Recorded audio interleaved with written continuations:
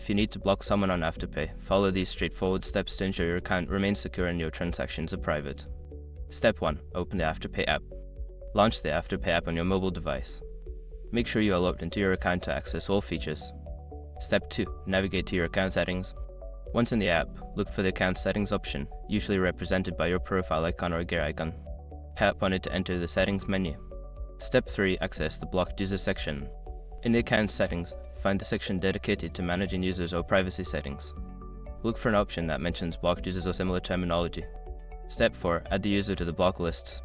In the blocked users section, you should see an option to add a user. Enter the details of the person you wish to block, such as their email or username, and confirm the action. Step 5. Confirm the block. After adding the user, you may be prompted to confirm your decision. Review the information and confirm that you want to block this user from your Afterpay account. By following these steps, you can successfully block someone on Afterpay, ensuring your account remains secure. If you have any further questions or need assistance, consider reaching out to Afterpay's customer support for help.